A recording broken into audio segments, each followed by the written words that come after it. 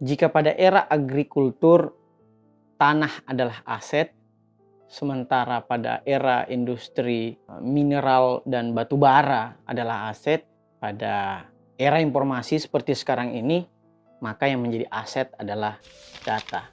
Dengan data, diri kita menjadi lebih terukur atau bahkan dapat diukur.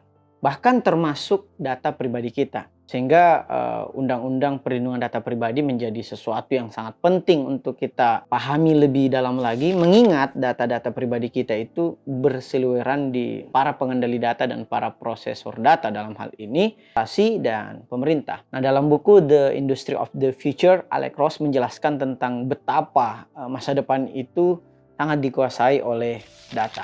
Misalnya pada pekerjaan di masa depan atau cyber work, robot kemudian menggantikan bukan saja peran-peran fisik yang rutin yang dilakukan oleh manusia, tapi bahkan peran-peran kognitif. Kita tahu bahwa dulu para kasir yang menjadi operator dalam gerbang-gerbang pintu tol itu adalah manusia, tetapi sekarang sudah menggunakan mesin. Begitupun juga sopir dan sebagainya itu sudah digantikan oleh mesin. Tetapi jangan salah, bukan saja pekerjaan rutinitas fisik yang digantikan oleh robot, pekerjaan kognitif kita juga sudah mulai terdisrupsi oleh robot. Robot juga sudah dapat mencipta segala sesuatu, mulai dari musik, seni, film, lagu, dan pekerjaan-pekerjaan yang dulunya kita anggap bahwa robot tidak akan mungkin dapat melakukannya. Robot berasal dari kata robotnik atau pelayan. Sehingga pelayan itu bukan saja mengganti pekerjaan fisik kita, tetapi pekerjaan kognitif kita juga. Nah, Yuval Noah Harari dalam bukunya Homo Deus menjelaskan tentang ada dua skill yang sangat dibutuhkan di masa depan pada industry of the future, yaitu kecerdasan emosional di satu sisi dan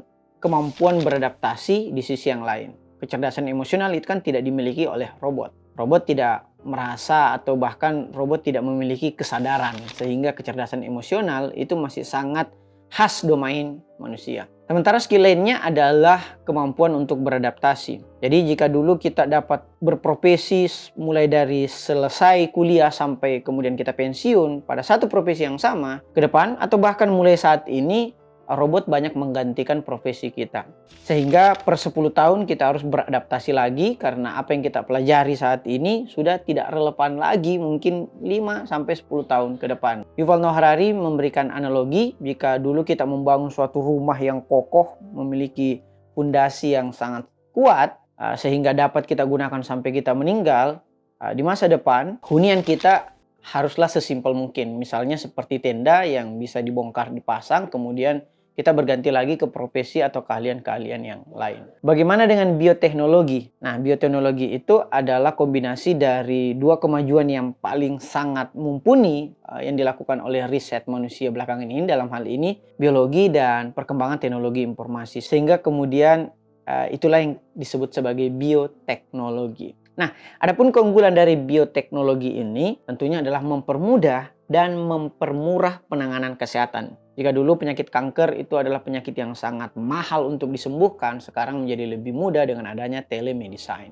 Nah, tetapi di saat yang bersamaan, bioteknologi itu membawa serta juga dampak negatif. Dalam hal ini, bioteknologi dapat meretas bukan saja otak kita, tetapi DNA kita. Kenapa dapat demikian? Karena kemajuan riset genomik tersebut berjalan beriringan dengan penyusunan algoritma berdasarkan kode genetik kita. Sehingga DNA kita, otak kita kemudian dijadikan basis bagi pembangunan algoritma, dalam hal ini bioteknologi. Sementara pada aspek ekonomi atau ekonomi cyber, uang kertas atau uang fiat itu mulai tergantikan oleh uang digital, termasuk pula Bitcoin. Bitcoin itu kan uang berbasis digital di dunia cyber. Nah, Bitcoin ini harus kita pahami dengan apa yang kemudian kita sebut sebagai blockchain atau semacam buku raksasa yang merekam semua transaksi global. Jadi siapa memiliki apa, bertransaksi dengan siapa, dan berapa banyak transaksi tersebut, dan kemana saja transaksi tersebut, itu semuanya tercatat. Sehingga bayangkan penindakan tentang kejahatan, pencucian uang, atau korupsi, atau money politik itu dapat kita lacak.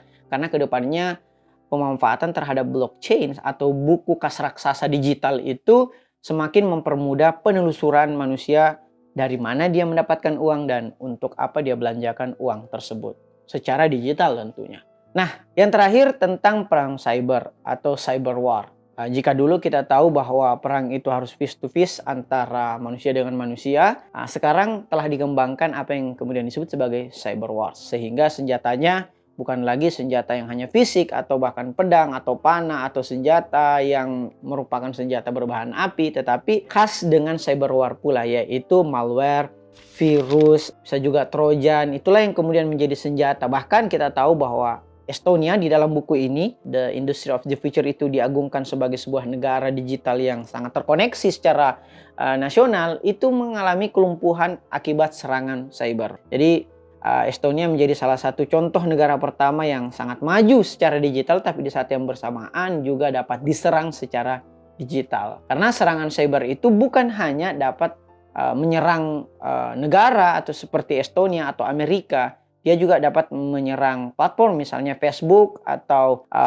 Netflix dan sebagainya, itu dapat diserang oleh orang-orang yang ingin melakukan serangan cyber. Bahkan bukan hanya cuma negara, bukan juga pada korporasi, tetapi perseorangan pun itu dapat dilakukan penyerangan cyber. Misalnya mantan kita yang kemudian menghack akun kita dan kemudian memposting hal-hal yang sifatnya sebenarnya tidak etis. Sehingga apa yang harus kita lakukan pada Industry of the Future ini? Amankan data-data Anda, pahami betul perlindungan data pribadi, perangkat hukumnya seperti apa, tetap berpikir kritis, dan sebisa mungkin pahami terus literasi digital agar kita mengetahui data pribadi kita itu dikelola oleh siapa dan untuk apa.